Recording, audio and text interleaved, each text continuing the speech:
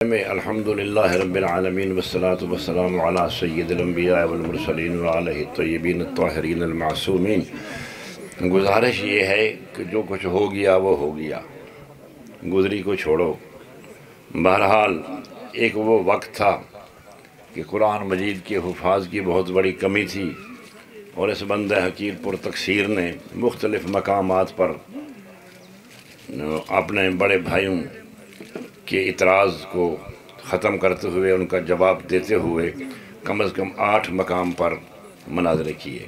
جام پور میں بھی کیا، میاں والی، سیت پور، دنیا پور اور کوہی والا، واپڈا کالونی، مختلف مقامات پر۔ اب ماشاءاللہ قرآن مجید کی درس تدریس کا سلسلہ شروع ہے۔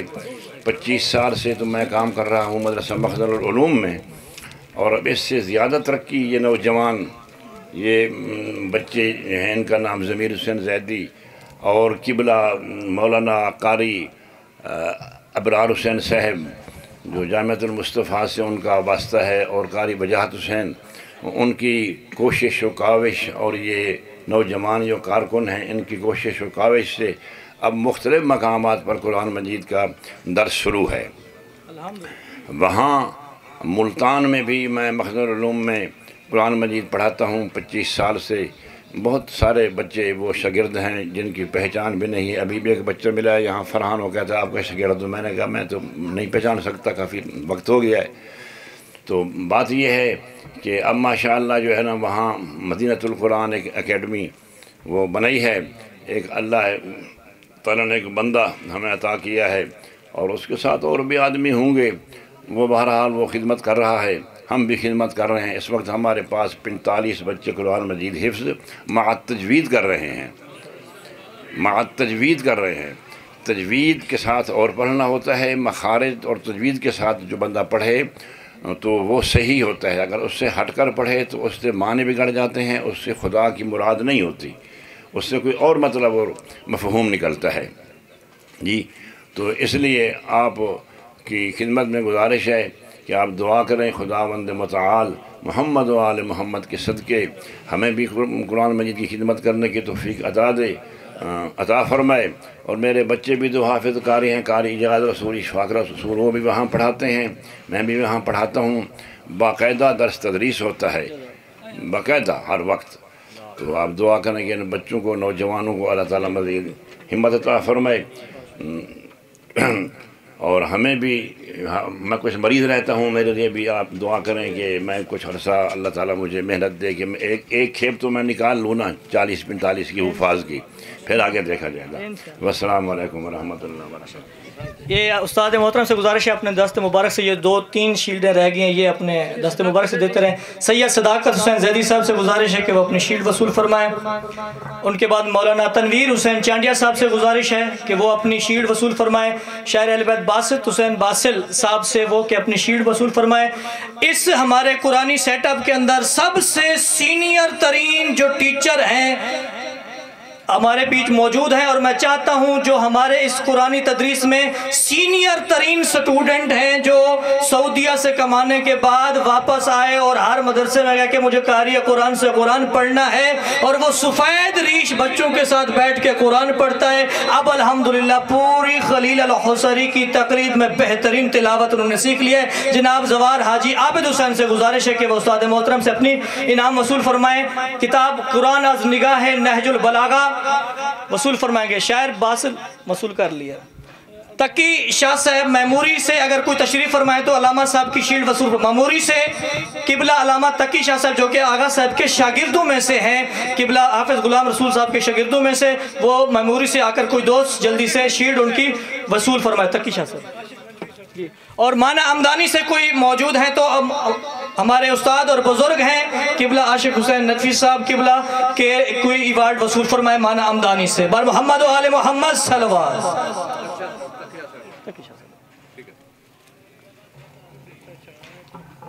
انتہائی ادب و احترام کے ساتھ تمام شرکاء موجود ہیں، میں دست بستہ گزارش بھی کرتا ہوں، بہت شکریہ آپ کا۔ ڈاکٹر علی عباس صاحب سے معذرت خواہ بھی ہیں تو وہ ضرور آئیں انشاءاللہ، لاہور سے سفر کر کے آئیں، اور پورے پاکستان کے اندر واحد ایک شخص ہے جو مفاہیم قرآن پہ کام کر رہا ہے، اور کس طرح کر رہے ہیں وہ اپنی زبانی بیان فرمائیں گے۔ ان کے بعد قاری وجاہت رضا صاحب کی انشاءاللہ تلاوت ہوگی۔ بر محمد و آل محمد صلوات۔ جلال پور پیر والا سے آئے ہوئے بچوں کے انشاءاللہ تواشی کا پروگرام ہوگا، ان کے بعد آقا صاحب کی تلاوت ہوگی۔ بر محمد و آل محمد صلوات۔ سب ضرور تعارف فرمائیں اپنا۔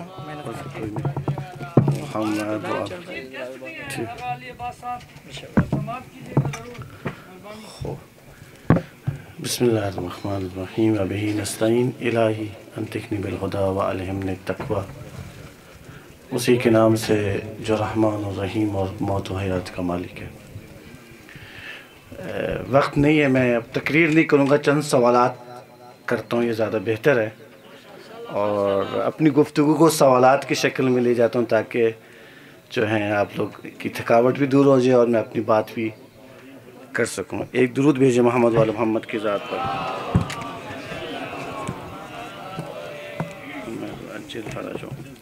یہ قرآن پاک میں چاہوں گا کہ دیکھیں، اس کا صبح سے ہم اس قرآن کا تعارف کروا رہے ہیں، ایسے ہے نا؟ ٹھیک ہے، یہ کون سی کتاب ہے بتائیں؟ قرآن مجید ہے، شاباش۔ اور کیا ہے؟ یہ ہدایت کی کتاب ہے، شاباش۔ اور کیا ہے؟ جی کلام الہی ہے، وہی ہے جو قلب پیغمبر پہ نازل ہوا۔ پتہ نہیں ہمارے دلوں پہ نازل ہوا نہیں ہوا، مجھے علم نہیں ہے، ابھی اس پہ بات کرتے ہیں۔ اور کون سی کتاب ہے یہ؟ کیا کتاب فرقان، یعنی حق و باطل، حق و باطل کی تشخیص کی کتاب ہے۔ یعنی اگر ہم قرآن سے انس پیدا کریں گے، اگر ہم قرآن کی تلاوت کریں گے، ہماری بصیرت اور فرقان ہماری زندگی میں آنا شروع ہو جائے گا، اور ہم حق و باطل کو تشخیص دے سکتے ہیں۔ اور کون سی کتاب ہے یہ؟ ابھی جی تربیت کی کتاب ہے، تربیت کی کتاب ایسی ہے نا؟ اس سے اگر ہم چاہتے ہیں کہ تربیت حاصل کریں، تمام شعبہ زندگی میں تربیت حاصل کرنا چاہتے ہیں تو ہم اس قرآن سے لے سکتے ہیں۔ اور کون سی کتاب ہے؟ ابھی ایک مولانا صاحب گفتگو کر کے گئے، 4 صفات قرآن کی بیان کی کر کے گئے، رحمت ہے، ہدایت ہے، اور اسی طریقے سے جی کتاب شفا ہے۔ اب میں آپ سے سوال کرتا ہوں، اگر قرآن کتاب ہدایت ہے، میری زندگی میں ہدایت کہاں پہ ہے؟ اگر قرآن کتاب فرقان ہے، میری زندگی میں آیا حق و باطل کی تشخیص آئی ہے؟ سوال کر رہا ہوں، ایک درد دل بیان کرتا ہوں، اور میں بات اور موضوع پہ آیا تو میں شناخت قرآن پہ گفتگو کرنا چاہ رہا تھا، لیکن وقت کم ہے اور میں چاہوں گا قاری صاحب سے زیادہ استفادہ کریں اپنی موضوع کو اور روش کو بدلتے ہوئے۔ آپ نے کہا ہے کہ قرآن کتاب شفاعت ہے۔ آپ سے سوال کرتا ہوں، آیا ہم ہوا لینے سے قرآن کی ہمیں شفاعت مل جائے گی؟ یہ شفا مل جائے گی ہمیں؟ ہم کہتے ہیں قرآن جو ہے تمام بیماریوں کی شفا ہے، اس میں تمام بیماریوں کا علاج ہے۔ آیا اس علاج کے لیے کیا کرنا پڑے گا؟ اگر یہ کتاب ہدایت ہے، مجھے کیا کرنا پڑے گا؟ یہاں پہ علماء بیان کر کے گئے ہیں کہ قرآن کی تلاوت کریں گے یہ ثواب ہوگا، قرآن جو ختم قرآن کرے گا اس کے لیے یہ ثواب ہے، سورہ حمد کی تلاوت کریں گے یہ ثواب ہے، جو قرآن کی سورہ یاسین کی تلاوت کرتا ہے اس کا یہ ثواب ہے، سورہ واقعہ کی جو انسان تلاوت کرتا ہے تو انسان کی زندگی میں رزق کا باعث بنتا ہے۔ یہ سارے کچھ ثوابات بیان کیے گئے ہیں۔ آیا یہ ثواب اس لیے بیان کیے تھے، یہ رغبتیں دلانے کے لیے تھیں؟ ایسے ہے نا کہ ہم قرآن سے انس پیدا کر لیتے۔ دیکھیں، ایک مولانا صاحب ہیں، اگر ان کو دعوت دیتے ہیں یا ایک موضوع پہ گفتگو کرنے کے لیے، جب آپ اس کا صحیح تعارف کرواتے ہیں تو وہاں پہ سب لوگ آ جاتے ہیں۔ اب ہم برادر ضمیر بھائی نے، میں دوسری بار یہاں پہ آیا، گزشتہ کئی سالوں سے ان کی قرآنی خدمات کو دیکھ رہا ہوں۔ ایک علمی گھرانہ ہے، ایک دینی گھرانہ ہے جو قرآن کے لیے وقف ہو گیا ہے۔ میں ان کے بھتیجے کو بھی جانتا ہوں، حافظ قرآن ہے جو کم میں پڑھتا ہے میرے بیٹے کے ساتھ، اس سے بھی واقف ہوں۔ ان کے دادا جان کو بھی میں جانتا ہوں۔ تو پورے دین کے لیے وقف ہو گئے۔ قرآن و اہل بیت کا پیغام یہاں بیان کیا جا رہا ہے نا۔ خوب، تو یہ کہنا چاہ رہا ہوں کہ ان کا شکر گزار ہوں کہ ایک موقع ملا یہاں قرآن دوستی کے لیے کوشش کر رہے ہیں یہاں پہ۔ میں نے آپ سے سوال کیا، یہ جو رغبتیں بیان کی گئی ہیں، یہ جو ثواب بیان کیا گیا ہے، سورہ یاسین پڑھیں گے تو یہ ثواب ہے، سورہ رحمان کی تلاوت کریں گے تو یہ ثواب ہے، قرآن کو دیکھ کر تلاوت کریں گے تو یہ ثواب ہے، ٹھیک ہے، یہ بیان کیا گیا۔ ختم قرآن کرنے کے بارے میں یہ ہے، اگر دیکھ کے پڑھتے ہیں آیات بھی، اس کا بھی ثواب ملتا ہے۔ یہ رغبتیں بیان کی گئی ہیں اس لیے تاکہ ہم قرآن سے انس پیدا کر سکیں۔ یہ پہلا قدم تھا قرآن دوستی کے لیے۔ آیا صرف یہ کرنے سے ہم نے قرآن کی تلاوت کا حق ادا کر دیا؟ یہ تو تلاوت کا قرآن کا حق، میں سوال کر رہا ہوں، آپ مجھے بتائیں، یہاں بتایا حق کی تلاوت کیا ہے، لکھا ہوا ہے۔ آیا ہم نے قرآن کی تلاوت کرنے سے یا ختم قرآن کرنے سے آیا ہم نے قرآن کی تلاوت کا حق ادا کر دیا؟ دیکھیں، روزانہ قرآن کریم کی ہزاروں نہیں، لاکھوں نہیں، کروڑوں روزانہ قرآن کریم کی تلاوت کرتے ہیں، ایسی ہے نا، ہمارے گھروں میں تلاوت کی جاتی ہے، لیکن یہ ایک واحد مظلوم کتاب ہے جو بے سمجھی پڑھی جاتی ہے، ایسی ہے نا، بے سمجھی پڑھی جاتی ہے، ایک اکلوتی مظلوم کتاب ہے جس کا تعلق سمجھنے سے تو ہے ہی نہیں، ہاں بس تلاوت ہے نا، ہمیں صرف بتائے گا تلاوت کرنی ہے، اس کا یہ ثواب ملے گا، یہ سورہ کی پڑھیں گے تو اس کے ثواب ملے گا، یہ کر لیں گے تو اس طرح شفاعت ملے گی۔ آیا یہ کافی تھا؟ یہ رغبت کس لیے دلائی گئی تھی؟ صرف ثواب کے لیے دلائی گئی تھی؟ بعض مجالس میں آتے میں بات کر رہا تھا کہ اس میں بتایا جاتا ہے یہ شخصیات آئیں گی، ٹھیک ہے، بعض لوگ اس شخصیات کی وجہ سے آتے ہیں اس مجلس میں شرکت میں کرنے کے لیے، بعض نیچے لکھا ہوتا ہے لنگر بھی دیا جائے گا، لنگر کا بھی اہتمام ہوگا، بعض لوگ اشتہار نیچے سے پڑھتے ہیں، لنگر ہے نہیں ہے، ٹھیک ہے، تو میں نے پھر مجلس میں جانا ہے۔ بعض کہتے ہیں ہاں یہ شخصیت ہے، پروفیسر عابد صاحب آ رہے ہیں، قبلہ نجفی صاحب آ رہے ہیں، علماء تشریف یہاں پہ لا رہے ہیں، یہ واقعاً ہمارے معاشرتی موضوعات پہ بات کرتے ہیں۔ شاہد نقوی صاحب تھے یہاں پہ آئے ہوئے تھے، ڈی جی خان سے بہت اچھی گفتگو کر کے گئے۔ اسی طریقے سے انقلابی صاحب ہمارے بزرگ عالم دین ہیں، بہت ہمارے دوست ہیں، ساتھ وہاں پڑھتے رہے، بعض دوست یہاں پہ تھے، یا یہاں پہ قراروی صاحب تھے، بہت اچھی گفتگو، بہت اہم ہے یہ۔ بسا اوقات قرآن کریم کے ساتھ ہمارا تعلق جو ہے، ہم صرف اس میں نے بتایا مجلس کے خاص پیغام کی حد تک شرکت کرتے ہیں۔ بسا اوقات ہمیں شناخت ہوتی ہے کہ اس مجلس میں یہ پروفیسر صاحب یہ بات کریں گے، ہماری قرآن کریم کی شناخت بس یہی ہے کہ تعویذ کی کتاب ہے، ہماری شناخت بس یہ ہو چکی ہے، ہمارا تعلق قرآن کے ساتھ یہی ہے قسم کھانے کی کتاب ہے، ہمارا تعلق بس یہ ہو چکا ہے کہ صرف ایصال ثواب و مردوں کی کتاب ہے۔ قرآن کس لیے نازل ہوا تھا؟ قرآن کی حقیقی شناخت سے واقف نہیں ہے، حق کی تلاوت ہمیں نہیں پتہ۔ پیغمبر شکایت کریں گے، آیت کی تلاوت کر لی، میں اپنی بات اب مکمل کرنے لگا ہوں بس اس آیت پہ، کہ وہ پیغمبر شکایت کریں گے، اہل بیت شکایت کریں گے، مجھ سے اور آپ سے کریں گے، اس دنیا میں نہیں کریں گے، آخرت میں تلاوت کریں گے، آخرت میں شکایت کریں گے۔ وقال الرسول، پیغمبر کہیں گے قیامت کے دن کہ یا ربی ان قومی اتخذوا ھذا القرآن مہجورا، کہ میری قوم نے، ان قومی، میری قوم نے قرآن کو نظر انداز کر دیا، ترک کر دیا۔ یہاں پہ علماء موجود ہیں، یعنی شکایت ہو کے رہے گی، جو صیغہ یہاں پہ استعمال ہوا ہے، شکایت حتمی ہے۔ اس کے باوجود کہ میں روزانہ قرآن کی تلاوت کرتا ہوں، مجھے پتہ ہے کتاب ہدایت ہے، مجھے پتہ ہے کتاب شفاعت ہے، مجھے پتہ ہے کتاب فرقان ہے، کتاب عبرت ہے، پھر کیوں شکایت کریں گے پیغمبر؟ بتائیں کیوں شکایت کریں گے پیغمبر؟ اس کے باوجود کہ ہمارے معاشرے میں اب یہاں پہ عالم دین موجود تھے، بزرگ موجود تھے، بہت سارے حافظ تیار کر دیے۔ ہمارے پاکستان میں سب سے زیادہ قرآن کے ترجمے لکھے گئے، اردو زبان میں پوری دنیا میں سب سے زیادہ ترجمے قرآن کریم کے اردو زبان میں ہوئے ہیں۔ کثرت سے قاری پائے جاتے ہیں، کثرت سے حافظ پائے جاتے ہیں، کثرت سے قرآن کریم کی تلاوت کی جاتی ہے۔ تو پیغمبر کیوں شکایت کریں گے؟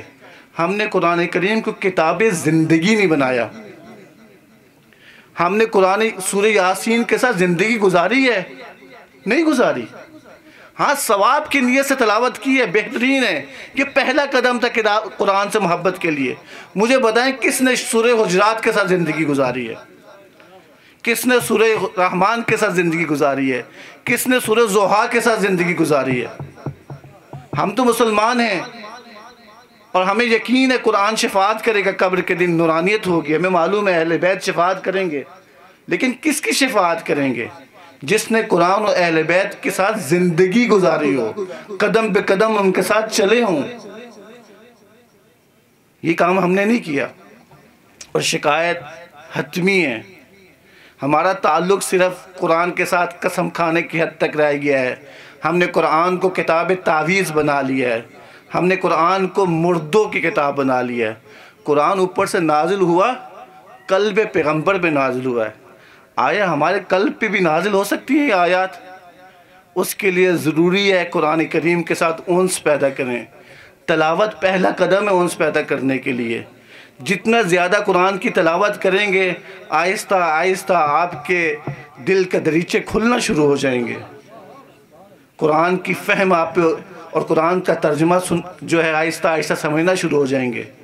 تو ضروری ہے پہلے مرحلے میں قرآن کی تلاوت کریں، دوسرے مرحلے میں قرآن کے ترجمے کو سمجھیں. پھر آہستہ آہستہ قرآن کا اصل ہدف، قرآن کا جو ہدف ہے ناظرہ نہیں ہے، حفظ کرنا نہیں ہے. قرآن کا ہدف سورہ صاد کی آیت نمبر 29 میں یہ کتاب ہے جسے ہم نے نازل کیا الیک مبارک ہے تاکہ تدبر کرو. اور اس میں نصیحت ہے صاحبان جو ہے عقل والوں کے لیے نصیحت ہے. پس قرآن کے نازل ہونے کا مقصد تدبر ہے. تدبر بیان کیا ہے. قرآن کے نازل ہونے کا مقصد قسم نہیں بیان کیا قسم کھانے کے لیے یا تعویذ بنانے کے لیے یا صرف ناظرہ یا حفظ کرنے کے لیے. یہ پہلے قدم ہے قرآن سے انس پیدا کرنے کے لیے. تلاوت ہونی چاہیے، محفل قرات ہونی چاہیے، ضروری ہے. یہ قرآن کی تلاوت روزانہ گھر میں ہونی چاہیے، یہ ضروری ہے. اصل قرآن کا مقصد تدبر کرنا ہے. تدبر کسے کہتے ہیں؟ آخر جملے میں کہنے لگوں. تدبر کا مطلب ہے قرآن سے عاقبت لینا، قرآن سے عبرت لینا، قرآن کی صورتوں کے ساتھ زندگی کرنا. یہ قرآن کے نازل ہونے کا مقصد ہے. قرآن کی معرفت اور حقیقت جو قرآن کی جاننا ضروری ہے. صرف میں نے ایک بات کی ہے، قرآن کے نزول کا مقصد کیا؟ سب بتائیں گے؟ سب بتائیں. قرآن کے نزول کا مقصد کیا ہے؟ تدبر کرنا. تدبر کا مطلب کتاب زندگی بنانا. کتاب زندگی کا مطلب یہ ہے کہ سورہ یاسین کے ساتھ زندگی کرنا، سورہ ناس کے ساتھ زندگی کرنا، سورہ حمد کے ساتھ زندگی کرنا. یہاں پہ موجود ہیں، مجھے بار بار اشارہ بھی کیا، ضرور بتائیں. ایک کام جو ہے ہم نے قرآن کو سمجھنا بہت آسان ہے. جیسے انہوں نے ایک بزرگ کو قرآن پڑھنا سکھا دیا. قرآن پڑھنا بہت آسان ہے، کوئی مشکل نہیں ہے. قرآن کو سمجھنا بھی آسان ہے. قرآن کو سمجھنے کے لیے کورس ہے، یہ جو قاری صاحب نے مجھے کہا تو ضرور بتائیں. یہ کورس 3 جلدوں پر مشتمل ہے. اس کے ذریعے سے ہم قرآن کریم کے 86% ترجمہ جان جائیں گے. اور کل 48 درس ہیں. 3 جلدیں ہیں اور ہر جلد میں 16 درس ہیں. کتنے درس ہیں؟ 16. اگر یہ 16 3 جلدیں ہوں تو کتنے کل درس بن جائیں گے؟ 48 درس بن جائیں گے. ہر درس کا دورانی 1.5 گھنٹے پر مشتمل ہے. 1.5 گھنٹہ. یوں 1.5 گھنٹے کو ضرب دیں 48 سے، کتنے گھنٹوں میں ہم قرآن کے 86% ترجمہ سیکھ لیں گے، اس کے آیات کا معنی سیکھ لیں گے. تو کتنے گھنٹے میں؟ 72 گھنٹوں میں. 72 کے تو ماننے والے ہیں ہم. صرف 72 گھنٹوں میں، صرف 3 دن میں